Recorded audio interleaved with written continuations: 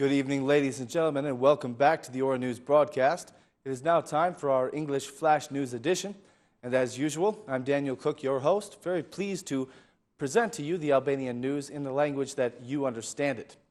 In today's news, now that the operation to punish electricity thieves is well underway, it has been announced that anyone who is involved in the black market is also going to face prison sentences.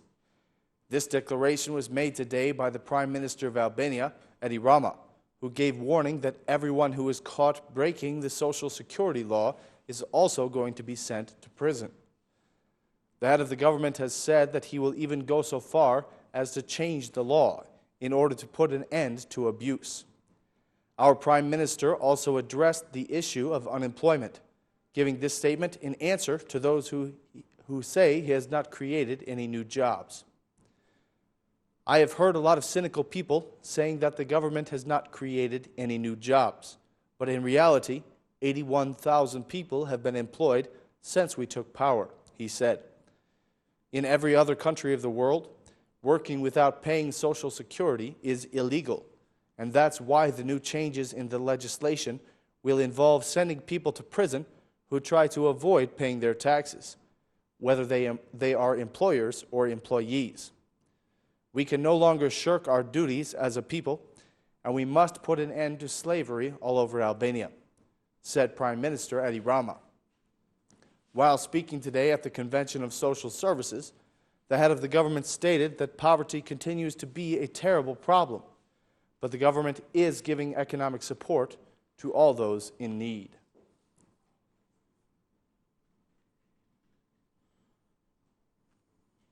Today, the Minister of Energy presented the plan that is supposed to help all those who are having difficulty paying their electricity bills.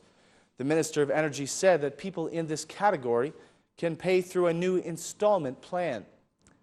He did emphasize that this plan will be available only for families and not for businesses. He said, "The strategy consists of paying your bills using an installment plan. Whoever is currently without electricity can go to the customer service offices and begin a payment plan. Once they have done this, they will be given electricity again. For families in need, there will be lower payments on this installment plan so that they are able to afford their bills," stated the Minister of Energy and Industry. The head of the Energy Department presented this plan during an ongoing operation against energy theft. The plan was approved by the Supervisory Council. He added that there will also be facilities for those who are in a great deal of debt. He stated that those who pay their debts right away will profit from a discount of 80%, but this offer is only valid until March 1st.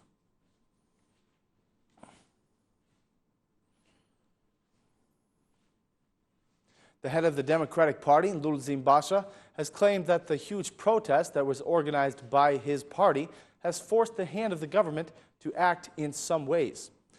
Specifically, he declared that the 80% discount of debt was something that the Prime Minister was forced to do, primarily because of the protest that was organized by the opposition. In a statement to the media, the head of the Democratic Party requested that the government forgive all debts that the citizens might have in relation to their electricity bills. He said, "Today's statement was something obligatory, and it happened because of the protests of the opposition. I assure you that this was not a choice made by the Prime Minister. His choices are against the people. He refused to listen to them, and as a result, he earned their protestation. As for me, I want the government to forgive all debts on electricity bills," stated the head of the opposition. The Prime Minister of Albania, Edi Rama, reacted right away after these declarations. He wrote on Facebook that this type of underhanded political action is the same as killing people during the night and crying about them in the morning.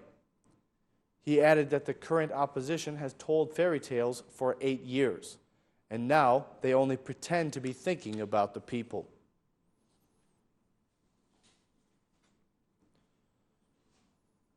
In other news, it appears that the majority has made some changes to the law that governs Albania's Supreme Court. The most recent draft that is underway involves the creation of a very specialized new council. This council will decide the criteria that will be used to establish new judges, as well as serve as an advisory council to the President of Albania. The President himself has not expressed an opinion about this matter. It now appears that the majority is trying to make amends with the President and resolve their differences over the past many months. This, of course, comes after the majority vetoed the nominations of the President 3 separate times when he was trying to establish new members of the Supreme Court. Even with its peaceful appearance, this move by the opposition is expected to effectively reduce the power of the President. Therefore, it will surely cause debates between the political figures involved.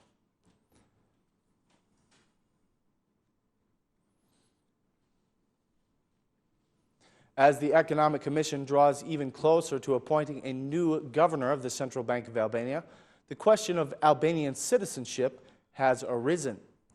It turns out that legally, Albanian citizenship is not a requirement of for being the governor or even a member of the Council of the Supervisory Council of the Central Bank. This condition is mentioned nowhere in the Constitution, and therefore it appears that the candidates can be of any citizenship. This fact was argued by the Economic Commission in order to approve the recent proposal made by a group of socialist deputies to change the law for the central bank. This change comes at a very important moment because the majority is expected to choose a foreign citizen as the head of the Central Bank of Albania. The Economic Commission has expressed their support for the changes in the law of the central bank. However, the head of the Economic Commission has stated that so far, the majority does not have a candidate for central bank leadership. The head of the Economic Commission stated that this condition of citizenship seems to be enforced even though it is not mentioned in the Constitution. He feels that this is why it must be removed.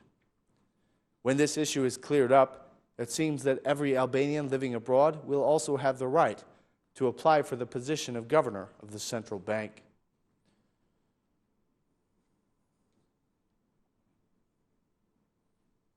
Albanians are now being forced to pay even higher prices for oil, thanks to new taxes that have been levied by the Albanian state on the oil prices.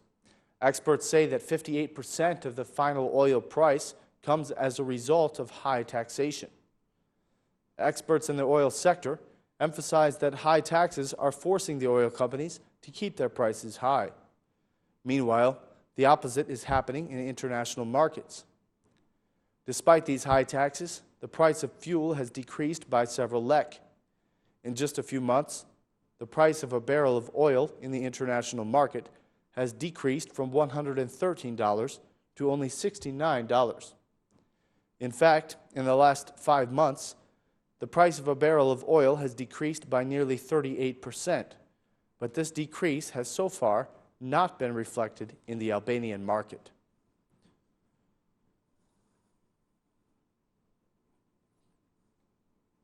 The government has decreased the level of fines that are levied on drivers who run through red lights. The Interior Ministry has changed its decision, and now the fine for these cases has been reduced from 40 to 30 lek. This decision by the ministry shows that it has accepted the request of deputies of the majority who wanted a decrease in fines. The new changes will now improve the situation, since drivers will pay 20 up to 30,000 lek if they cross red lights. In case of a repeated violation, the driver's license will be suspended for 9 to 12 months.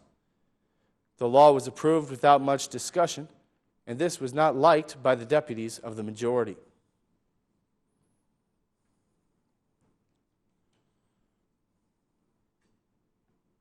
Last night's heavy rainfalls have caused severe problems in several cities in the south of Albania.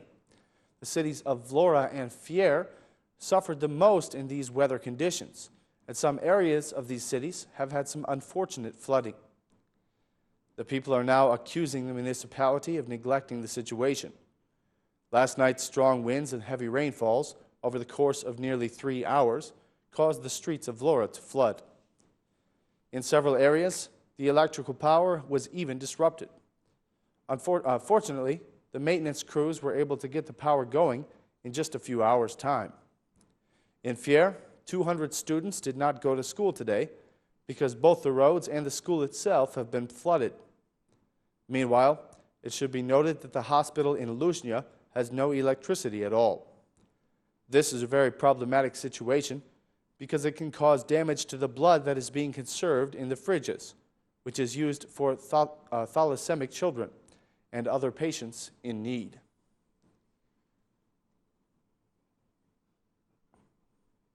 Ladies and gentlemen, that is all the news for this evening. Thank you for joining us. Please join us again tomorrow at 6 p.m. for more Albanian news in English, right here on Aura News. We thank you, and good night.